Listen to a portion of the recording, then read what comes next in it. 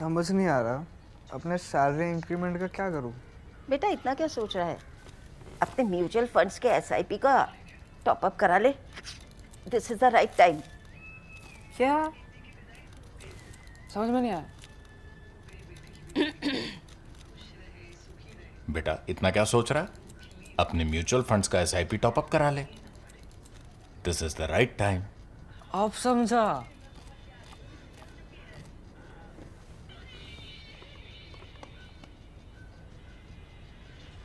Mutual fund investments are subject to market risks. Read all scheme-related documents carefully. We are back with the Pakistan story, and not just because General Asim Munir has been elevated Field Marshal. So, in the subcontinent's history, he is only the second serving Field Marshal. In India, you have to work much harder than that to become Field Marshal. You have to either be the first Indian chief and then last out a long time, and then decades later, you may be honored with the Field Marshal's honorary baton, or you have to win a genuine war, fully win a genuine war, as Manik Shaw did, wait many years after that, and again get this ceremonial baton of a Field Marshal, ceremonial rank, right? Not a serving rank. Pakistan, however, now has its second Field Marshal. The first one was Ayub Khan.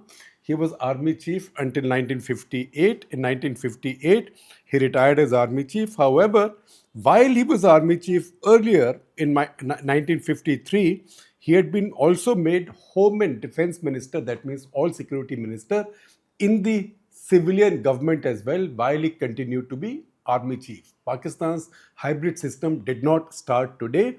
They've just been like all hybrid systems, it evolves over time.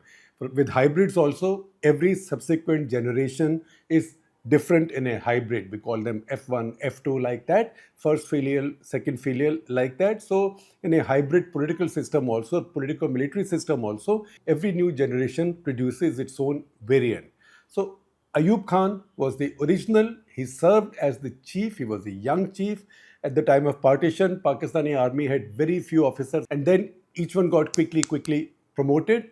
Ayub Khan overrode the claims of many others. So the senior most decided not to take the job, saying, I don't think I'm good enough. The next guy died in an air crash. Then in the course of time, General Gracie, the British general, went out and made Ayub Khan the chief. The civilian government, by this time the prime minister was assassinated, the civilian government had appointed him in the civilian cabinet home and defense minister. He retired in 1958, but how does a general like that fade away without making news? So within the same year, there was a coup in that government, and hold on, it was a coup not by General Ayub Khan or retired General Ayub Khan now.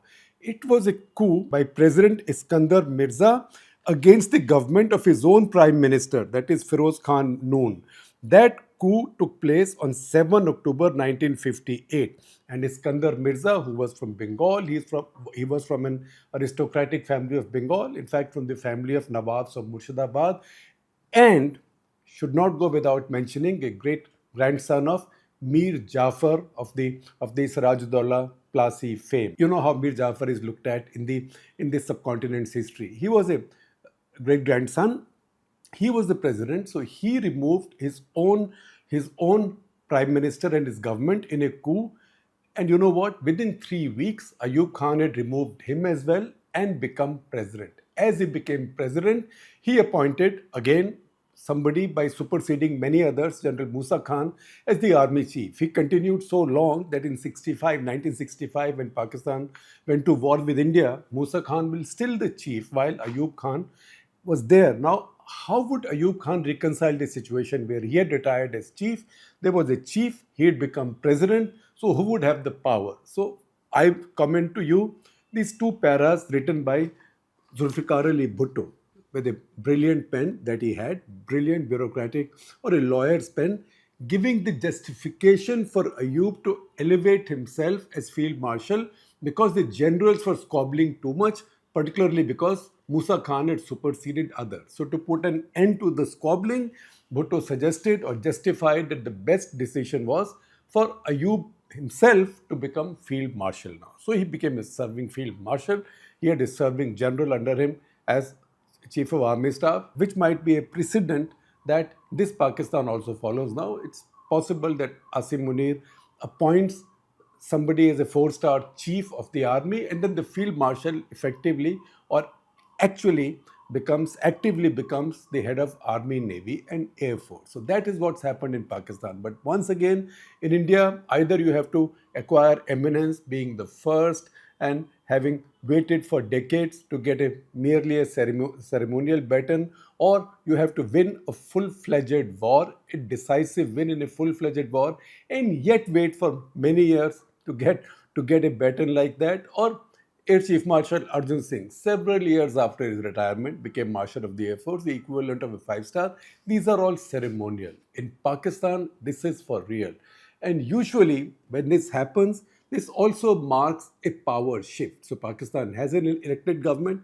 Asim Munir, in his note, has thanked Allah to begin with, and has thanked the President, people of Pakistan, has also thanked the Prime Minister of Pakistan.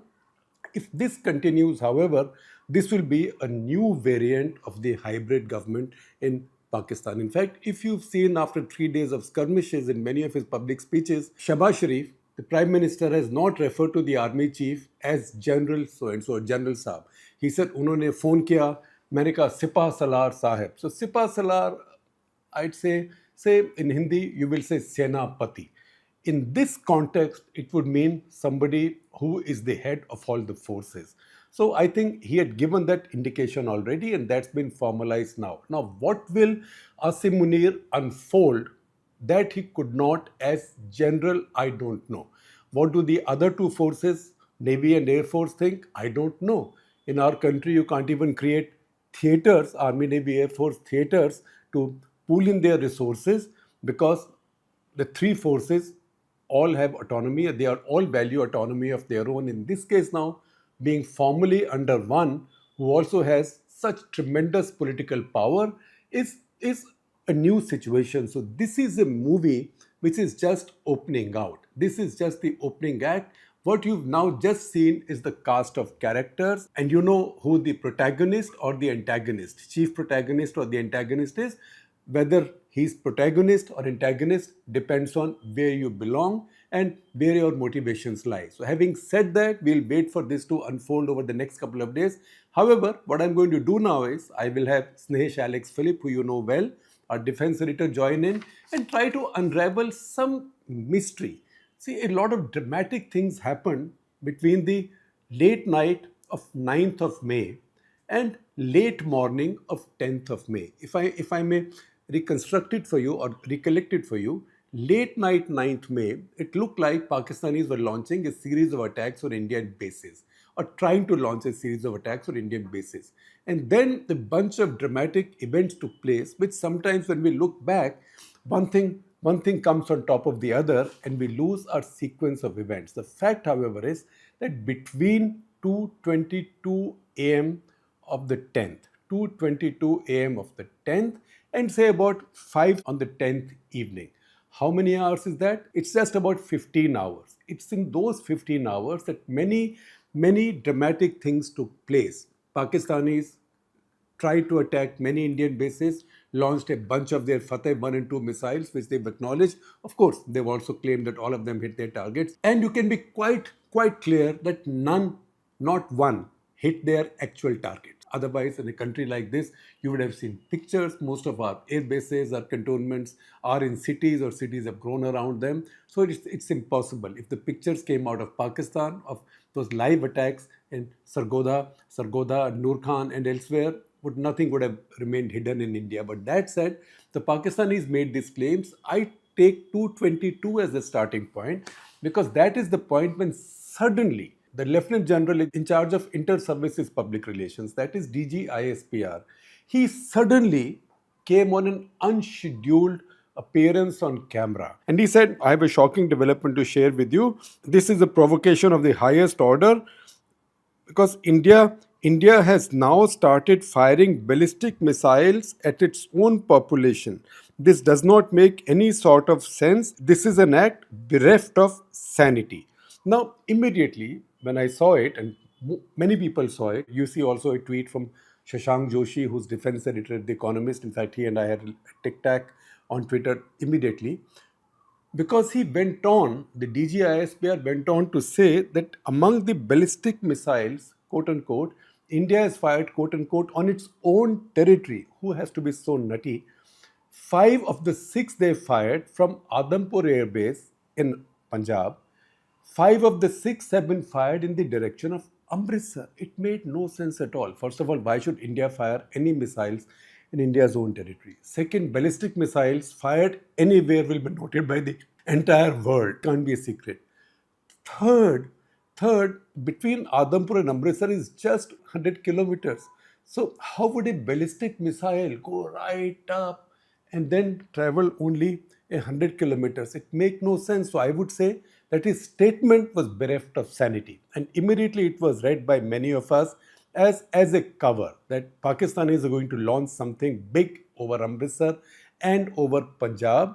And they are trying to cover for themselves now by saying that India has launched this. However, as things turned out, whatever was launched by the Pakistanis was stopped. So nothing fell over Punjab or Amritsar.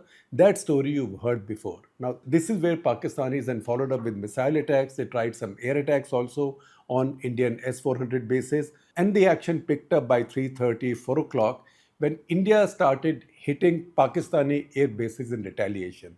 And the result of that, all of you have seen in the pictures. All those pictures have come out. Then that day, because the air bases had been hit, there were also lots of concerns expressed by the Americans at the topmost levels.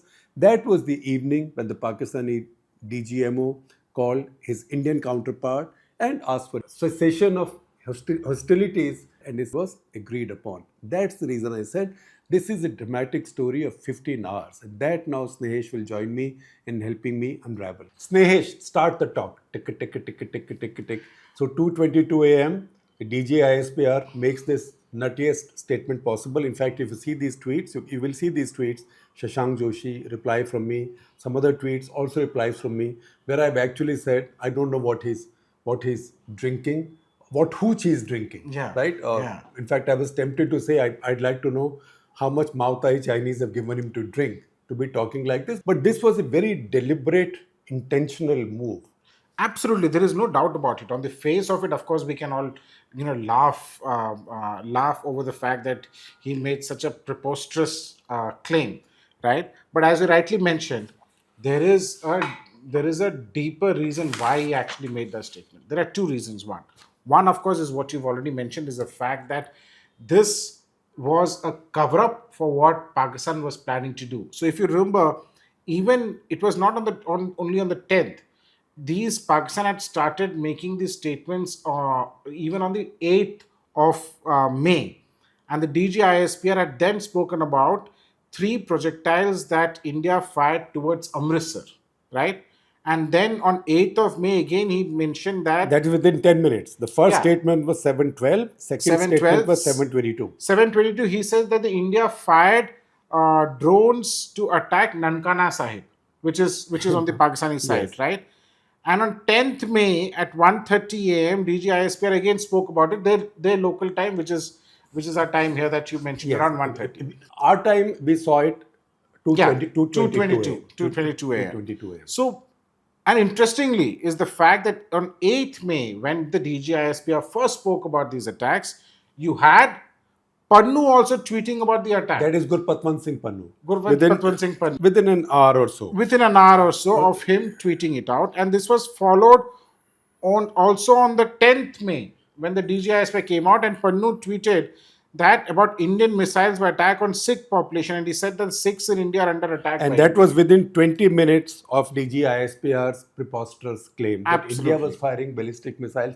Besides the idiocy, I mean, just to visualize this, firing a ballistic missile across 100 kilometers. That was a bit like I had said the other day, some number 11 batsman thinks that I'm going to hit a 6, right? And takes an almighty heave, and ball, instead of going towards the boundary, goes high up right? And wicketkeeper positions himself to take a catch. That is what Navjot Singh Sidhu, sorry Sherry to steal your line, that's what Navjot Singh Sidhu would say is for the air hostess, right? I mean, we are laughing at this and now we can say it's a Yeah. laughing matter, but it Yes. was very serious because it was a 1-2 thing, because DG ISPR says India is going to attack Nankana Sahib, DG ISPR says India is going to launch, India has launched attacks on Amritsar. Then And when Amritsar, he, of course, his unsaid references to the Golden Temple. And on the 10th, he says ballistic missiles on Amritsar, and each time in his wake comes Gurpatwant Singh Pannun affirming that this has happened. So this was a game being played. So this was a coordinated operation, naturally. But at the same time, so one of the thing is that they wanted it as a cover-up. They were planning to attack, the religious site themselves, and they wanted to blame it on India. And the Indian army has gone ahead on record, where they have said that there were indeed attacks that were thwarted on the Golden Temple. So that's one. The second, or the sinister design, is also that while Pakistan did launch multiple drones, which were all shot down, in the initial days, most of these drones were not even armed drones, right? So there was always a feeling, and we've discussed on this on the Cut the Clutter earlier also, that what Pakistan was trying to do was find out where the air defense installations Yeah, because many were. of the drones are AI enabled. So they enabled. can figure out the gaps in your air Exactly. defenses. So it wanted. But, remember, in this entire duration, except for the 8th of May, the Pakistani Air Force has kept itself away from Any Indian action. airspace, any action, right? Except for the 8th of May. So the reason why they've kept away from action is because of the S-400. The S-400 has a tracking range of 600, can hit targets up to 400 kilometers. And I can tell you for the fact that this time there were no missiles that were fired at a distance of 400 kilometers. But yes, the missiles were fired at a distance of about 200 kilometers. So the Pakistani Air Force kept themselves at bay because of the S-400. So this could also have been a ploy by Pakistan to ensure that our S-400 systems are switched on. Because, Indians would naturally think that, Pakistan is blaming India for ballistic missiles, meaning that they are going to launch ballistic missiles at Amritsar. On Amritsar. So Indian S-400 batteries will open up, the radars will open up, and they can pick up that signature, pick that up radiation. the signature, that radiation. And that is probably what Pakistan was wanting to do. Pakistan wanted to probably try and fool Indians into switching on the S-400 air defense systems and giving out his locations, which Pakistan would have targeted. Yeah, because Pakistan did target also. Because there are guided weapons now, which are radiation guided. Yes, Right? So, yeah. so these weapons actually lock onto the radiation Of the radar itself. Yeah, and the anti-radar strike, weapons. And Pakistan anti-radar has weapons. these imported from China. Imported and they from tried China. to use a couple of these. The Yes, next day. and that failed. Yeah. So I think these are the two probable reasons why he came out with this preposterous statement. But at the same time is when India had already launched an operation, right, to hit back at the Pakistan air bases. Now these were pinpointed strikes. I can now say it was a combination of both scalp missiles as well as that of the BrahMos. Scalp means Rafales were up there and Rafales were up there. and BrahMos firing means that the Sukhois were there. Sukhois were there. So this was a time where, as far as the air defense is concerned, India did an offensive air defense operations, right? It kept the... So if I may interrupt you, India was now doing what they had not done the first day before launching these strikes on terrorist Absolutely. centers, because they had to keep complete surprise. That is something we've spoken about, SEAD, Yeah. or suppression of enemy air defense. And then comes the DEAD, which is the destruction of enemy air defense. So now India was doing a bit of that. The previous day, on the 7th, 8th, some of that was done by using these Harop drones, by taking on the 8th and on the 9th taking out these HQ-9 missile and batteries. HQ-16. And HQ-16 missile batteries and radars, they were attacked. But now this series of attacks, which were crippling attacks on the 10th, this followed then this, I would say, audacious move by the Pakistanis to try and set Punjab on fire, Indian Punjab on fire. Absolutely. So this was, their plan was thwarted and India retaliated with its own operations, right? And the operations had continued during the day also. It was not as if the operation, hits were only made during the night. There were hits that were made during the day also. which was a severe setback to the Pakistan military. And hence, on the 10th is when they reached out to multiple people, to anybody that they could get hold of. And eventually, they desperately started calling up the Indian side, because the Indians were very clear. Even when the other countries also spoke to India, they said it was the right way to do is for the DGMO to pick up the call and speak to the DGMO, right? So the Indians were very clear. The Indian government was very clear that the level at which the interaction will happen at the DGMO level, and hence the Pakistani DGMO eventually did call up multiple times, and eventually the call, the time that was fixed was about 3:30, and eventually both the DGMO spoke to each other at around 3:35. Yeah. Why did I say about 15 hours of drama beginning about 2:20 a.m. on 10th morning? That's because while the DGMO spoke at 3:30 Indian time, cessation of hostilities came into effect from 5 p.m. Indian time. Pakistan time is half hour different. 4:30. Pakistan would have been 4:30 p.m. Snehesh, any other gaps, or you think this now clears for all of us, our viewers, this mystery of what happened on that night? Because I got a call from you after I had seen this Pakistani general's tamashas. After that, I thought I had not slept for 3 nights. I should get some sleep. All of us were up all nights because action was all nights and all day we were working, right? Snehesh too. Snehesh is much younger. So, so I thought I will grab at least a little bit of sleep. So at 4 o'clock, I shut my eyes, and at 5, my phone rang. All ringers were put on the loudest. And Snehesh, and I said, shh, something really awful has happened. And Snehesh has said something really troublesome is happening, right? Things have gotten worse. And Ministry of Defence, Armed Forces have called for a briefing on the lawns of South Block at 5:45 a.m. So मैं भी खड़ा हो गया उठ के कि अब शुरू हो गई जंग.